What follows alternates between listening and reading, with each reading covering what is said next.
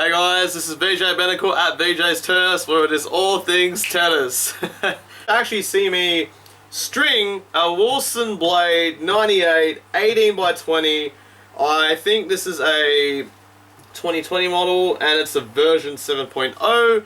This has got 18 mains and this has got 20 crosses. So with this stringing job that I'm going to be doing, I'm going to be doing a two-piece method, and I'm stringing a Head Sonic Pro 1.30mm. So all you're going to really do is you're just going to watch me string a racket.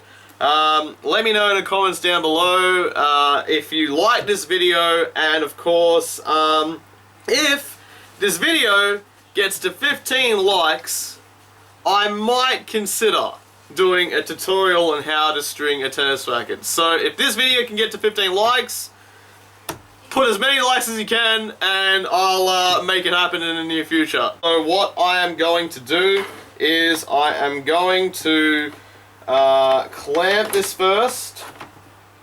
So I'm just gonna do that.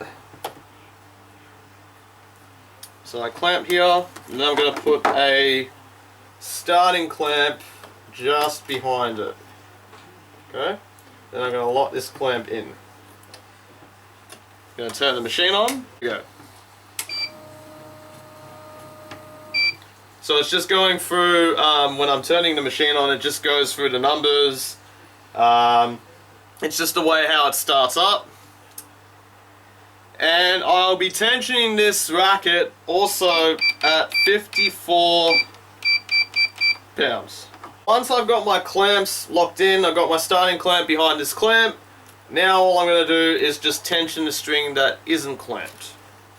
So, here we go. Enjoy guys, enjoy.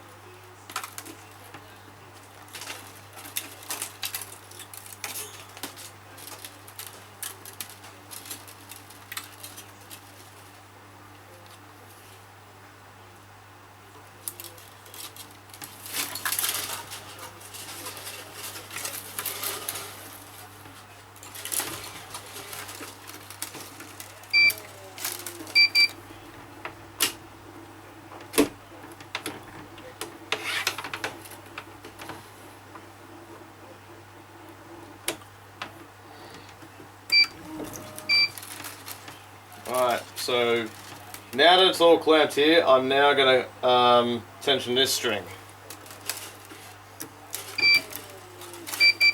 So take this off gently, unclamp the bottom, clamp up the top, and now I just go back to normal.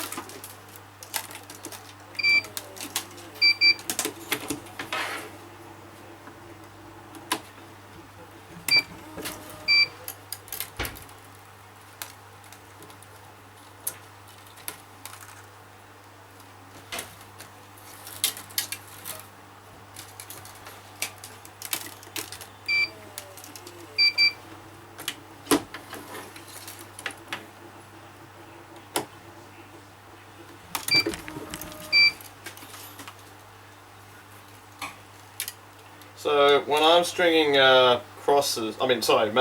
When I'm stringing the main strings, I always string 2 on one side and then go back on the other side, 2 on the other side. So always go by 2s, never go more. Of course, I did 3 on one side on the start, but generally, I mean, you can start it that way if you wanted to, but really the safest way to do it is to make sure that you just do 2 by 2 and then just follow the prompts from there.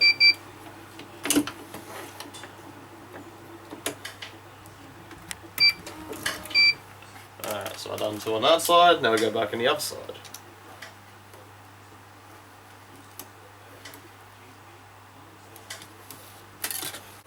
So I am looking at, I believe, the last 2 mains on either side, but now I've got 1 main left to go, and this is where it gets a little bit interesting.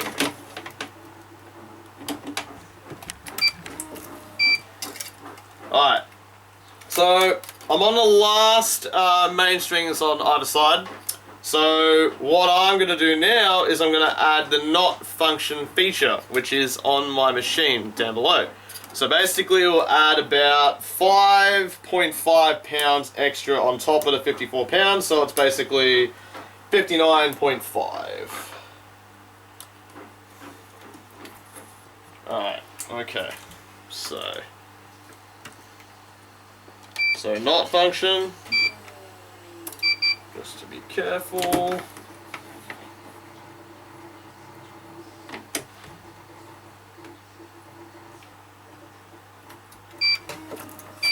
Alright.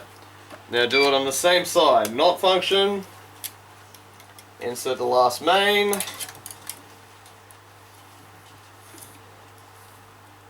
And then finalize it. Unclamp.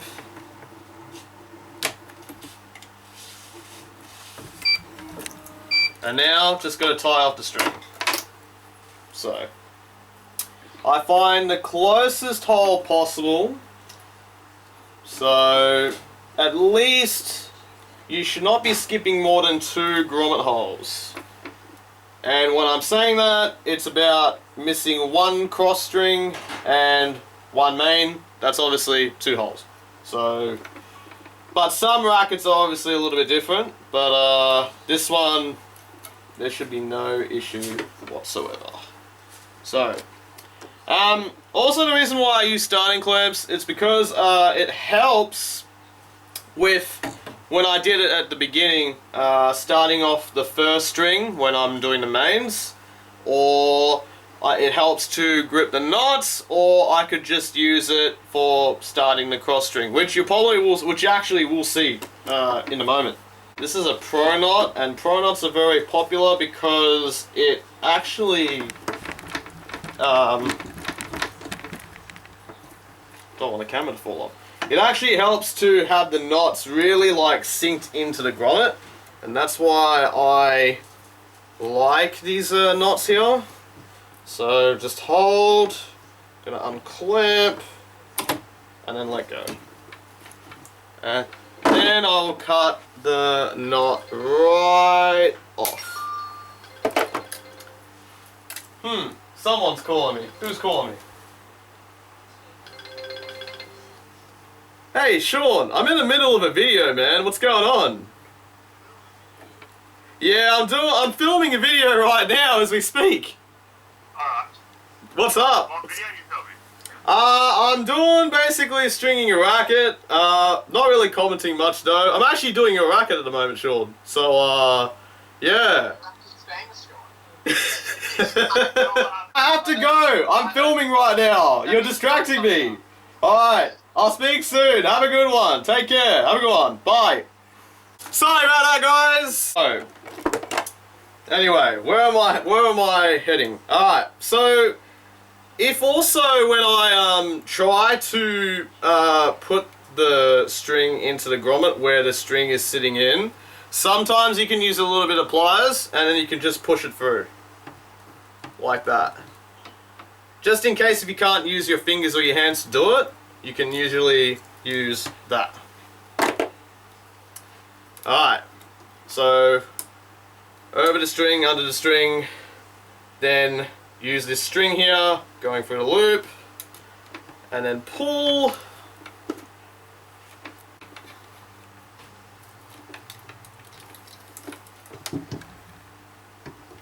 And then hold, unclamp, then release. All good, all done.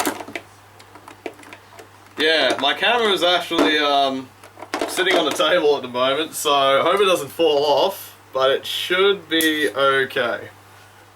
So you'll see how I use the starting clamp to start it off.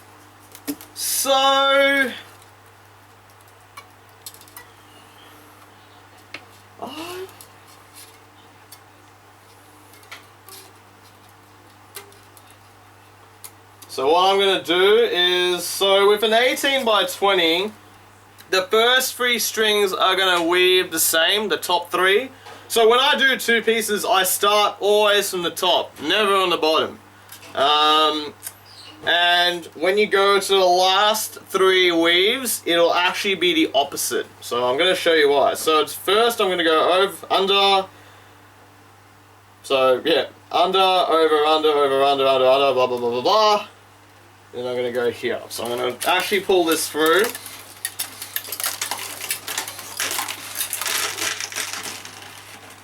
And then what my trick here is I'm going to do, so I want to make sure that this string reaches to the gripper.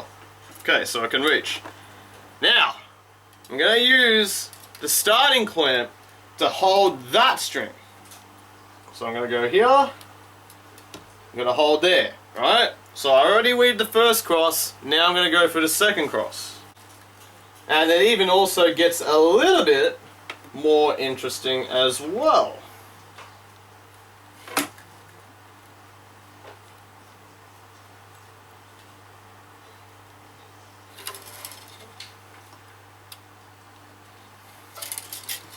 So, now, when I pull through, my main tip really is to make sure that it doesn't it doesn't cause wear and tear to the string. So what I'm doing is, when I'm pulling, I'm moving this up, and I'm going to pull through, and I'm just going to keep going like this motion right here.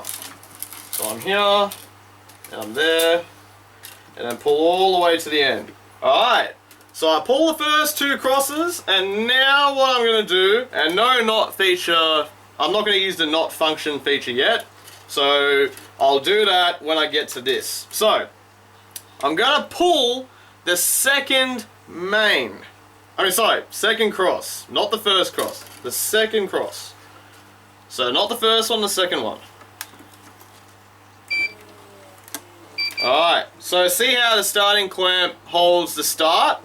So basically, easy peasy, not much to really stress. But I do encourage any stringer to make sure you have your machine regularly cleaned and calibrated, including these starting clamps, because these tools are a must.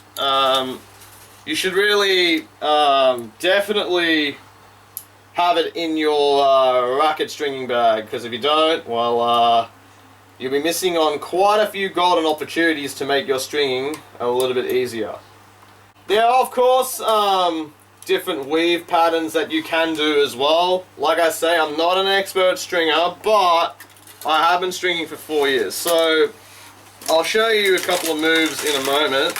So I'm going to do the third cross. So the third cross, and I'm going to pull that. And how I make my, try to make my cross string straight is just to try and push it to a point where it all becomes straight. And then I'm going to go here. Alright. And then clamp the third cross. Alright. So now that I've done that, I'm now going to go back to the first cross. Now I've seen some people do this, and I actually favoured this method more than anything else. Rather than doing all the crosses to the end, I have to go back to the top and then do that. No. The reason why I do that is because I don't want the starting clamps, as it's got a different bit of coating. It can rough the string when it's hold longer and longer and longer. So the shorter the better. So got knot function. I'm gonna pull, gently take off my starting clamp, unclamp, and then put it back to the first, and then release. So once that's clamped, now I can actually do my top cross. I can do my top cross tie off. So basically it's the same knot that I used for the mains. So there's nothing different. Some people can do what's called cross starts, but I don't do that. I prefer using the starting clamp method. So that's what I recommend where it is really actually at.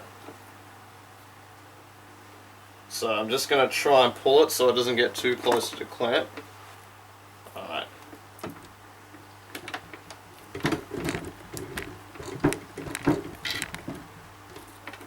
Alright. And then pull the last bit. And then unclamp and release. So that's all tied, and even if I release this, it doesn't matter because this is still holding, this clamp here is still holding the whole tension. And then I'm just gonna cut the knot, or cut the slack I should say. If you cut the knot, then you'd then you're in dangerous territory because you're probably gonna snap the string. But just cutting the slack off. Now, once I've done the first 3 weaves, and like I say, every racket is a little bit different, but you want to make sure that now, once you've done that, the weaves are now going to be opposite each time until you get to the last 3 crosses. So, now, since the last one I did was over, it's now going to be under.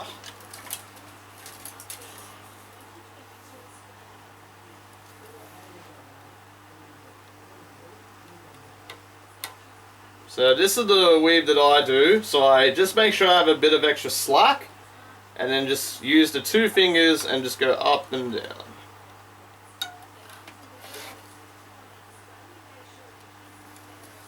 Of course, there are different stringers that will probably do a little bit of different maneuvers like I would be doing. It doesn't sometimes necessarily have to be the same, but I get away with it. I've done a lot of rackets, and I've had quite a few players that I have a lot of players actually that don't have really any issues.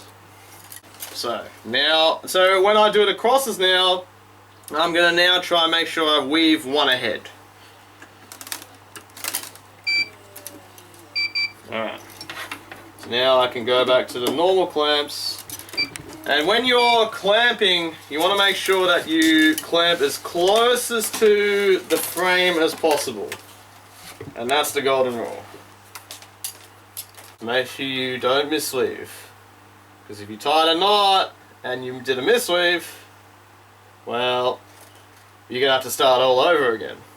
Alright, cool. Excellent. Alright, Vijay's on point, boys and girls. Vijay's on point.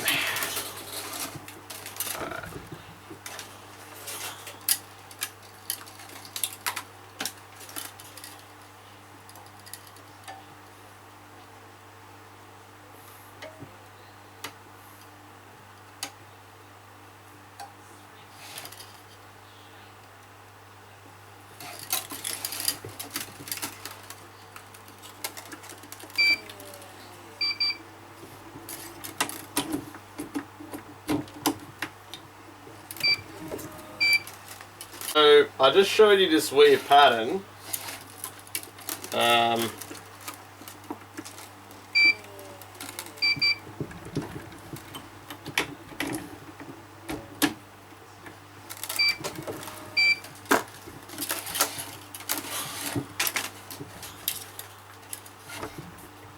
Now, here's another way you could do it, but I don't prefer to use this. It's basically where, so I have a bit of slack, but then I can kind of go this way. And then add a bit more slack, just go that way.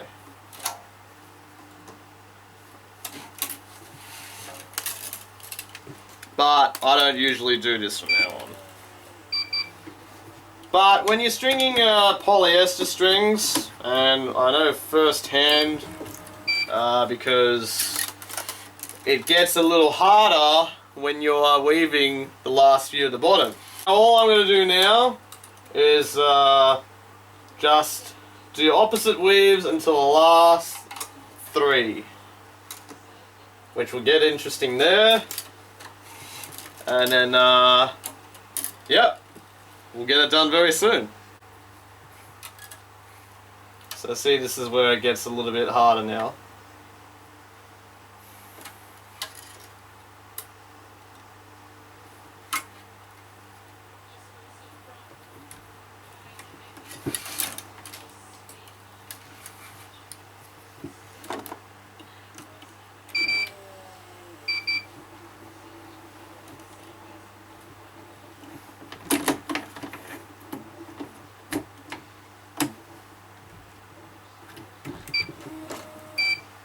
So I've got, now I'm on the 4th last cross right now, just weaving it through.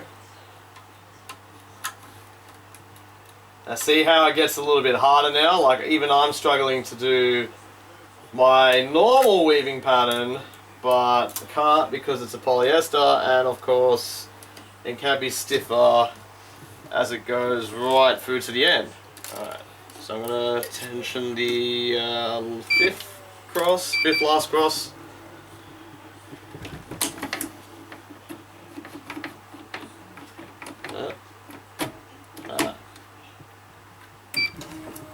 Right. Weave it through. Alright, so 1, 2, 3. Okay, so here we go. So I've got the last 3 crosses on the bottom, but most rackets, they will probably weave the same way in the same direction as the first 2 or the first 3, whatever. But this one is an 1820, so these first 3 here, they were over, but now this one is going to be under and over, under and over, and under and over for the last 3. If yep, that should work out. Yep, this is under. Alright, this is where it gets a bit hard. So now I'm going to have to do this kind of weaving method. This weaving method this way.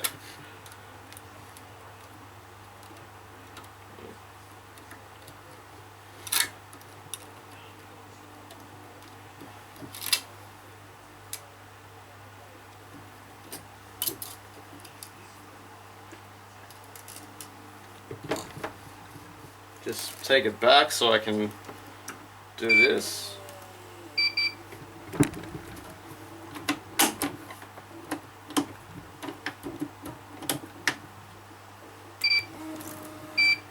If you're a beginner stringer and you know you're finishing the last few crosses, don't worry about rushing it or you know try to speedy it up. You know, I mean you're going to be done anyway, you know, so it doesn't really make any difference. But we'll say this though, since I'm now on the last cross right now. Now, this is where you need to make some important checks before you tie it off and take it off the machine. And I'll go through in just a moment. This is very hard to weave through, especially if you're using a full bed of polyester. Whew! It is hard work, man. Hard work, but I love it. Alright, so last cross. I am going to do a not function feature, But I'm first now going to check if I have mistweaved anything before I tie it off.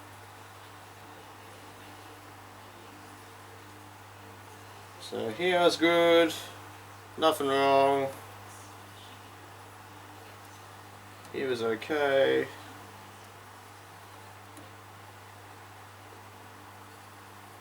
Yeah, you do not want to be tying off all of your knots and then realize you made a mistake. Sometimes it can be very depressing. You don't really want that. And then, yeah, under, yeah, over, under. Alright, so knot function. So now it's pretty much ready to tie off.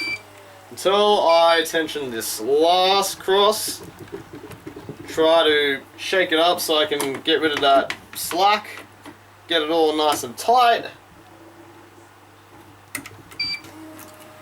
And now, tying it off. Now when I tie off, I want to make sure that the turntable is locked. So there's a switch here that I can operate, so I can turn it to move it around or lock it to tie the knot. But I'm going to lock it because it has to, so that it is more stable to tie off the knot. Yeah, I think this will work out. My starting clamp again. So do a pro knot again. I love my pro knots, guys. It is an absolutely amazing, good looking knot. So I tied it off.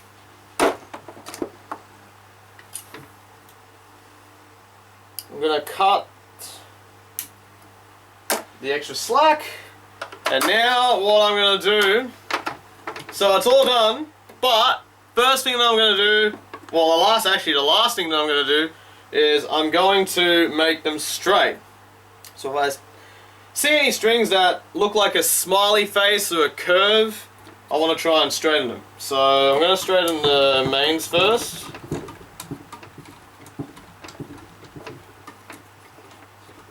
So mains look okay. Now I just got to do the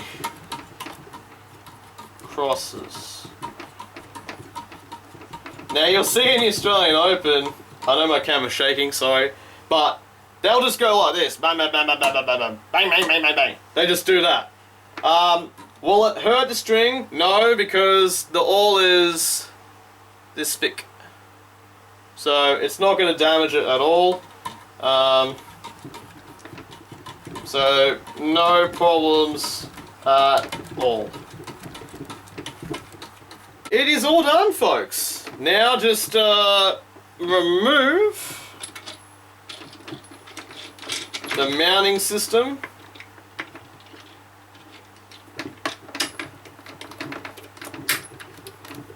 Just remove all the brackets that hold the racket together. All done. And that's how I string my Wilson blade 98 18 by 20. Of course I do other checks as well, like I make sure to make sure that the what's it called? Yeah, I use my phone or app to check what the tension is really reading. So I do that. And then of course I use this device, which is a Gamma STT. So this basically is to, you put it onto the strings and you turn it and it'll give you a reading. Just to tell you what the number is when you first string it. And let's say if it went to 30, let's say right here, let's say it dropped 6 numbers below that, so 24, then that means you need a new restring. So I do some of these checks as well. Hope you enjoyed watching this video. Smash that like button and give me 15 likes, because I'm telling you, if you do give me 15 likes, I will do a stringing tutorial video. So, hope you guys enjoyed. Peace out. Take it easy. Have a good one. Blessings to you all.